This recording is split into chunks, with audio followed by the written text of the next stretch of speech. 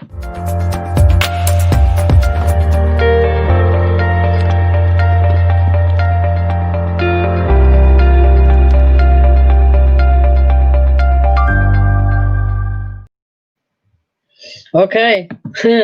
Welcome, everyone. Jordan, awesome to have you. Yeah. Thank you. Yeah, busy time, and yeah, you're on the other side of the coast yesterday, I suppose, and back home, and yeah. Is it has it been a bit of a whirlwind these last few months for you? Definitely been some of my busiest months for quite a while. There's been a lot going on, and still not quite done just yet. I've got one more race this week, and then I have a little bit of a break. And then we got Minios, and then Supercross starts right after that. So not much of one. Oh, wow. It's got to be one hell of a year, huh? That's for sure. Okay, if we can we just backtrack to and just do a bit of a look at some milestones that you've reached this year, and I'm going to go back to mainly February, March, the Supercross season.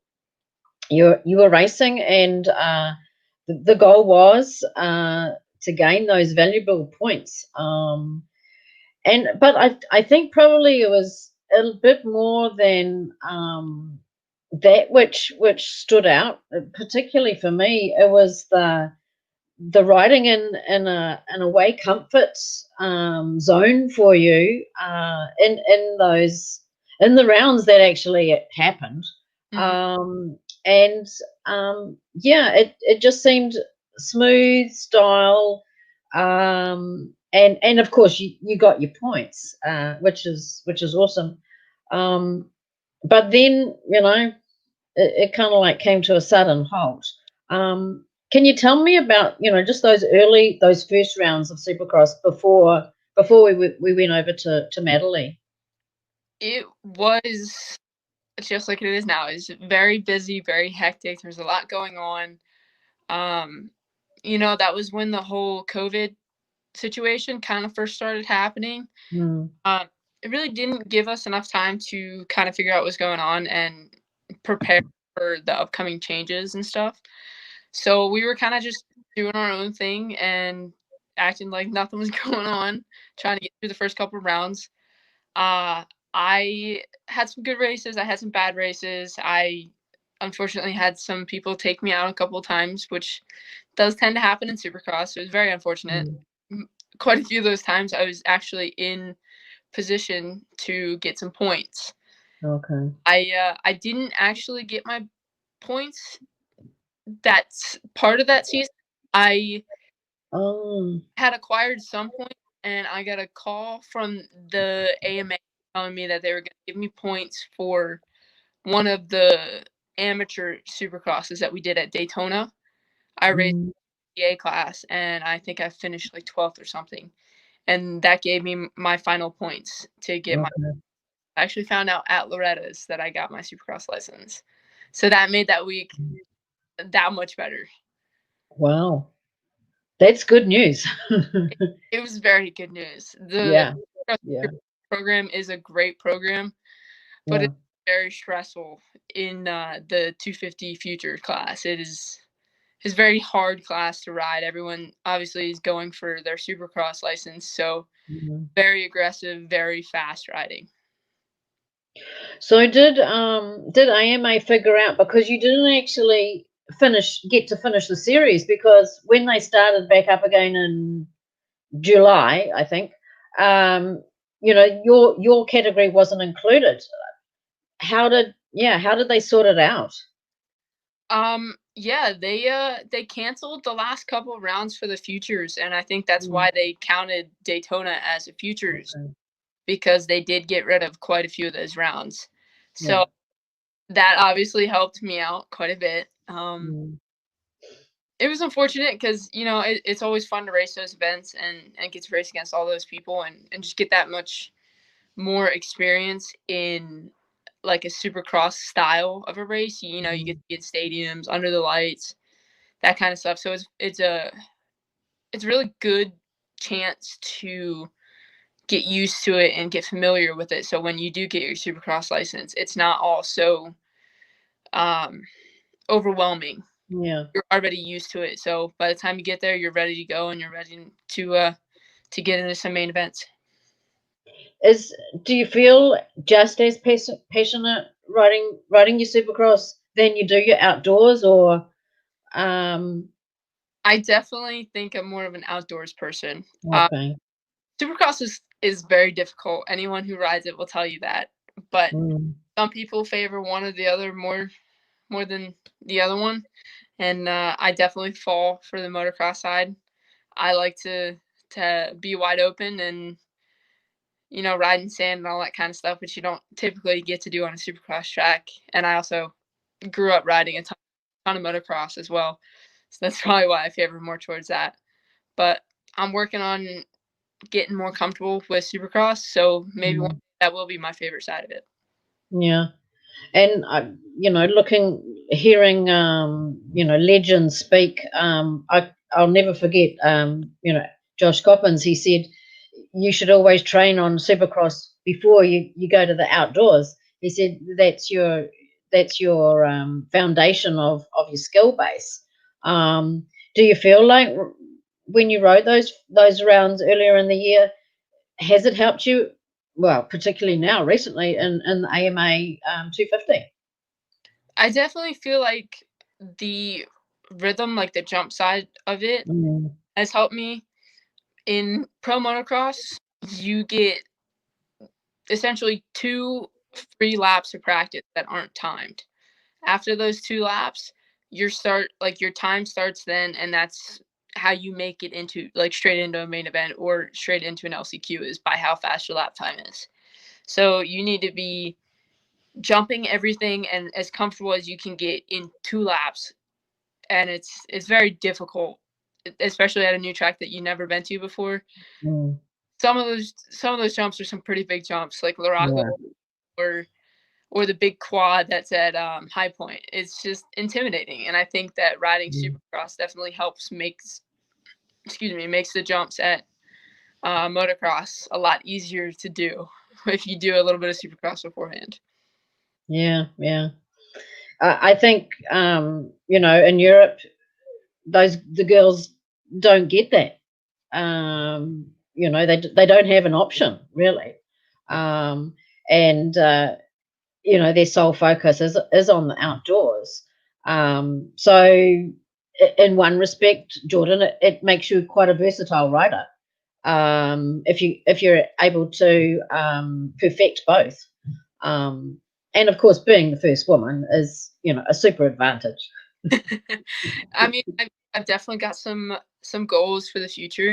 It's going to be really hard to accomplish. I think it's going to be harder than it was for me making the motocross side of it, just because I feel Supercross is so much of a tougher aspect of the motocross form to get into.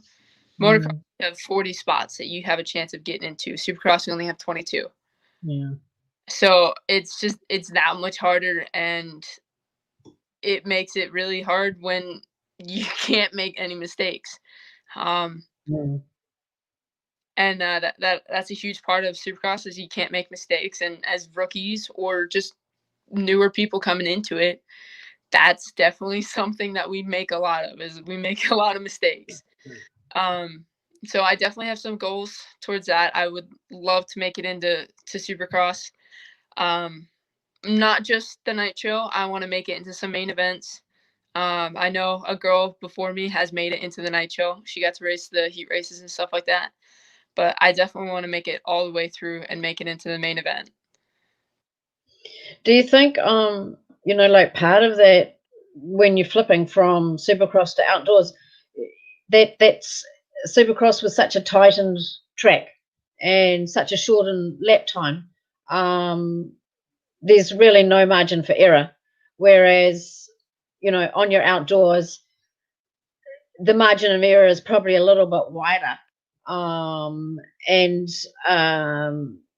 you've got a greater scope, I suppose, to maybe make up time Mhm. if you lose it. Would those be, like finer points which are harder to grasp on your Supercross track? Very.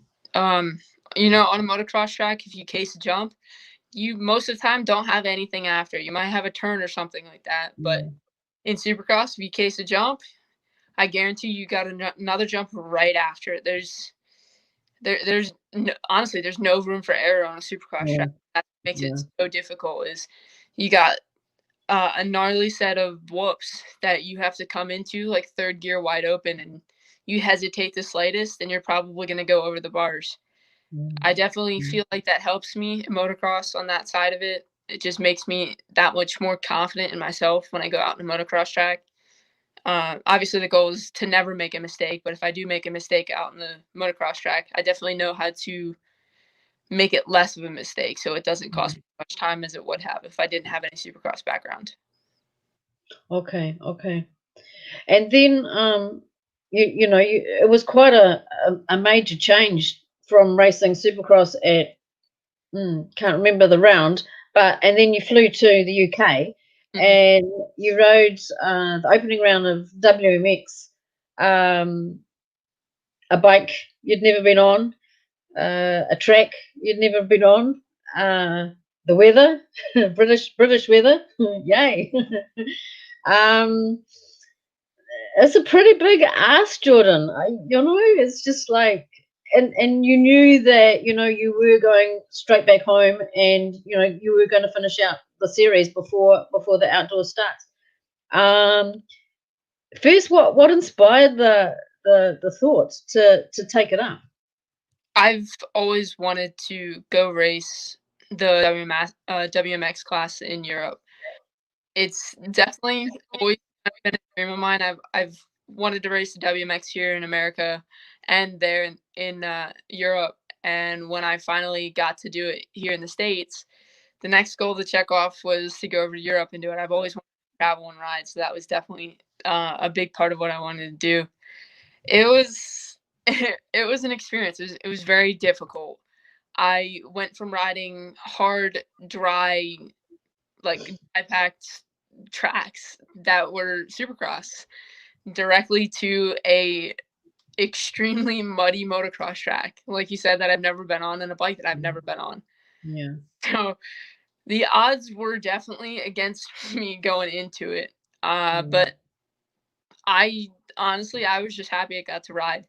Definitely not favorable conditions for myself. I feel as if I've gotten better in the mud just because so many of the pro motocross rounds were mud this year. I think I've gotten yeah, a little better.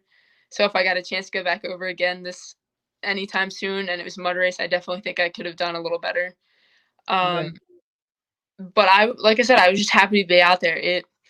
It's so awesome to see how much support the women have over there compared to what we have here. Yeah, And it definitely gave me a little bit of an itch to get back over as soon as I can to race again and really show what I can do, hopefully in dry conditions. But I definitely know I can do better than I did, and I would like to prove that I can do better. And I definitely have a bad itch for it now because I'm hoping to maybe go over next year and do the full season. wow, that would be cool. Yeah. Yeah, I mean the WMX series, as you say, it is, a full gate of, the highest level of women's motocross. And uh, if the distances weren't so far and budget was unlimited, if you had American woman riders lining up, it definitely would be, a wonderful, basically a benchmark to set for, where women can, what can women achieve in motocross. Um, but having said that, the woman in Europe, it is inside their comfort zone as well, Jordan, and the tracks that they race, a lot of women have already raced there. And also, their pre-season training is in winter. So that those first 2 rounds in UK and Valkenswaard, wasn't too far out of, what they normally have to ride in. So full credit for you, getting out there and riding. Probably the second moto was the better one for you. And yeah, it is a great series. Yeah. And competitive as well. Um, so then going back home, then kind of like things did come to a grinding halt. Um, and it was frustrating, Jordan, for sure. Yeah. How did you deal with, that sudden, what do we do now? It was very difficult. I Mm, did get a chance to race Daytona when I got home, so that was awesome. That's always a great race. And then the following race was supposed to be Freestone in Texas, and I was all set up to ride. The promoters of the track said they weren't going to cancel unless the county forced them to, and we were pretty confident that they weren't going to shut it down. And on practice day, as I sat down with all my gear to start getting dressed, they called everybody up and told us they were canceling. So that was definitely a heartbreaker. That's one of my favorite tracks. So to almost start to get ready, it was definitely hard. Um, I mean, that was just kind of the next couple months is kind of how everything went. Either mm, canceled or just wasn't scheduled at all. It was very unfortunate. That's honestly the best part of the year to ride here in the States is from March to September. yeah. And everything was up in the air. I mean, it still is. We still don't have a set schedule for Supercross next year, when it's going to start, when Mm, it's going to finish. mm, Yeah. mm, And that's kind of just how everything's been this year. We got lucky enough that Loretta's did run smoothly, thankfully. And that went well for me as well. But everything else is kind of just going with no set schedule, and it's very difficult to plan. yeah. Don't really know what I'm supposed to be training for next, just because you never. Everything is never really set until all this COVID stuff is done and over with. So it could be canceled at any moment, or something could be scheduled at any moment. So it's very difficult. Mhm. Okay. So taking all that, on board, how did you manage to, maintain a focus that when the outdoors, David Combs and MX Sports team, they put together, and it's worked.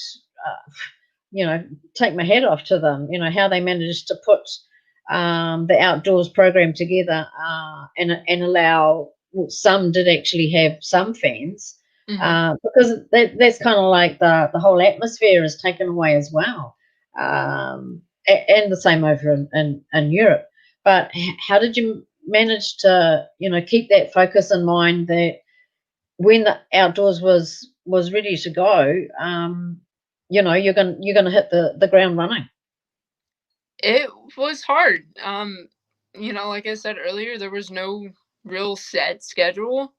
We kind of had an idea of when it was going to start, but still not Mm, sure. So that definitely made it easier, as we had kind of a baseline for it. mm, But I wanted, honestly, I wanted redemption from last year. I had got close my first two races, and as the races went on, quite a few more people started showing up. Very fast people started showing up, and I pushed a little farther back than I wanted to. And I didn't make it last year. So that was very unfortunate, considering I started the season off really strong. That definitely made me want to push even harder. So I definitely wanted a redo at last season. So after Supercross and after everything like that, I just put my head down and started doing 35-minute motos and sprints and stuff like that to get ready for the season, to make sure for whatever happened, whether I yeah, made it or I didn't, I was ready for any sort of situation that was thrown at me. yeah, and that's kind of like that is really difficult, because you're putting in the hard work and the training, and money's being put into it as well, and you're not totally certain, there's no 100% guarantee that this is actually going to be for something. But you dug deep, and that's part of your character, Jordan, I think, isn't it? Like, when the shit, I shouldn't say it, but when everything's up against the wall, your true colors come out, and that's a strength that you have. So what was going into WW Ranch in Florida? Did you have that same mental focus, and you were just going to be there ready if the opportunity came about? Yeah, I definitely think my mentality was a little bit stronger than it was at all the other rounds. I did actually the best there last year out of qualifying. I qualified 47th there last year. And I knew I'm a sand rider, so I was ready for that track. That's one of my favorite tracks as well. So I was really excited. I knew I did well there last year, so I had a funny feeling I was going to do well there this year. And coming into it, I knew that I was going to ride strong, and that definitely helped me out. Going to these races week after week, not making it in, having to go to the LCQ, or just not qualifying the best out of practice. It's very difficult. It definitely takes a toll on you after a while. It definitely hard to keep pushing during the week or even the next week, to just keep pushing with everything that you have and laying everything out on the track. So to know that I got close there last year definitely helped me push that much harder, because I knew I could do it there. Okay. And when you actually got that cut to race, were the nerves flying? Like, was the adrenaline flowing? Or you're riding against the best 250 riders, and it there's an intimidation factor in there. Well, you are the only female. Yeah. How did you settle yourself? I really didn't have time to get nervous. I unfortunately was having some bike issues all day, and we just could not figure it out. My team, the whole SGB team, did everything they possibly could for me. It was just a freak bike incident. We even swapped motors between the last practice and the LCQ, hoping to, and unfortunately it didn't. So I was struggling all day with bike issues, and it definitely made it a little bit harder to get things done. I ended up 9th in the LCQ, I believe, with the bike issues and stuff like that. And unfortunately, that didn't get me in. I needed top 4. So the way pro motocross works is, for either moto, if there's a spot open, an alternate can fill that spot, and it goes by how you finish in the LCQ. So for the second moto, they originally took 4 alternates from the LCQ. I was the 5th. So I was sitting down there, and I was thinking that I was going to get turned away again. Now, if I did get turned away, that would have been the second or third time that I was the first person not to make it on the line. Yeah, that wasn't it. I was really upset, because I was sitting down there in staging, and I was the only one, because there was only 5 of us that showed up, and I was the 5th one. I was the only one sitting down there, so it was really heartbreaking just to sit down there. And somebody, unfortunate for them, but lucky for me, was having bike issues, and there was a rider up on the gate waiting for their mechanic to bring their bike up. They didn't get their bike up there in time, so that allowed me to get up on the gate. And I didn't even get a sight lap, because they waited till after the sight lap. I got up there probably about a minute and a half, 2 minutes before the card went up. So I really didn't have time to get nervous. I kind of just rolled up the gate. My dad got my gate packed. We got everything situated, and then the card went up and the gate dropped, and off I went. And after gate drop, like, did you feel, in your groove straight away, Jordan? Like, well, were you fine? pretty much. Once, because sometimes all the build up is the hardest part, but actually when you can get racing, like that's, well, this is what I'm here for, kind of thing. Yeah, I definitely felt comfortable out there. Like I definitely felt like I belonged. Yeah. I felt really free. When Wow. you're racing for a spot, like the LCQ, you're racing for top 4 or something like that. When I made it out there, I didn't have any expectations, nothing like that.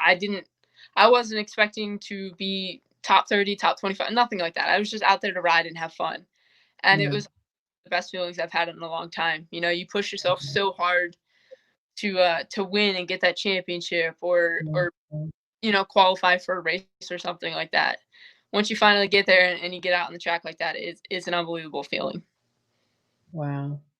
So, like it's kind of like it's come sort of full circle just in, oh, what are we in, 10th month? All the swings and the roundabouts and the highs and the lows, and then you can pull off something like that. I think it really is. It's fantastic. Um, because there's so many times where you throw in the towel and this is just like way too hard. I'm going to do something that I enjoy. That's actually got I can see an end result Mm. immediately, rather than focus on something that could be. Yeah, and it's a real it commands respect. Yeah, yeah. Not just in the paddock, but in the public as well. So yeah. All in all, I think that probably you're the only woman racer. I mean, I cover a few, but with all the challenges just in a short period of time, 10 months isn't that long, really, if you take into account your whole career. But all that's happened in 10 months is like, it's really quite phenomenal. And yeah, it's a testament to what's to come in the future months. How do you feel, just like generally how you adapted and focused and refocused just in this year? Motocross or any type of motorsport for that matter is so fast paced. Mm. Us riders, when we get out there, say someone falls in front of us or we fall and break something off the bike or something like that, we have to immediately change our line or change how we ride to keep the bike running or just stuff like that. And I definitely think that's kind of helped me out in my personal life to kind of just adapt to my situations and be ready to go at it 100% no matter what it is, as long as I'm physically capable of doing so. Uh, it's been a crazy couple months, that's for sure. Very busy couple months as well. Yeah, Uh, yeah. I went over to Europe. I did some stuff there. I got my Supercross license. I made a main event in motocross, Mm, and mm, I broke top 30 in motocross. So, a lot is happening, and I'm super excited for the future. I've got a ton of fantastic, extremely helpful people that just want to see me do my best. And wow. I think with the help of everybody that I have supporting me, behind me, I definitely think I have some more barriers to break down, and I definitely think that I have some more goals of mine that I would like to accomplish in the next year or two. Yeah. But this year has definitely been, some big boxes ticked. Oh, for sure. Yeah. When I grew up, I definitely knew I wanted to race pro motocross. I never really thought that I would qualify. It's kind of one of those goals that you set and you think you can do it, but you don't actually think it's going to happen until it happens. That's just kind of how it was. And when I made it at WW, it was awesome. It was a great experience. But for me, I really didn't feel like I made it because I made it in as an alternate. Um, I kind of did the same thing this weekend as well, but I had the second fastest lap time of the LCQ. So I knew I belonged in there and I knew I had the speed. And then when I came out for the second moto and I saw my dad hold a pit board out that I was in 27th, that's Understand. that's how I knew that I belonged out there, and that's like really when it set in for me that I finally accomplished this goal, and I was ready to set some goals I have for my motocross side of it. I've set a couple new goals now that I've finally accomplished the big one. The goal is to get a national number now, score some points, get a national number. Yeah. So that's the next one for motocross, and definitely make it into a supercross main is the next one for the supercross side of it. Wow. That's awesome. Yeah. Yeah. Okay. Thank you so much. I know, you feel like, oh, you're imposing on your time because you guys are like got such full on schedule. It's just like, where does she want a live link for? But it's, you just bring up and can just like throw back comments and your thoughts, which you can't do, by like a Q&A question via email or something. Face to face just really gives something else, and it's more personal, I suppose. Even though we're talking about your profession. So yeah, I'm really grateful, Jordan. Thanks so much for your time, and yeah, let's catch up, and hopefully a better year comes 2021. It's gonna be hard to top this one, but thank you for having me on. Pleasure. Thank you. Okay.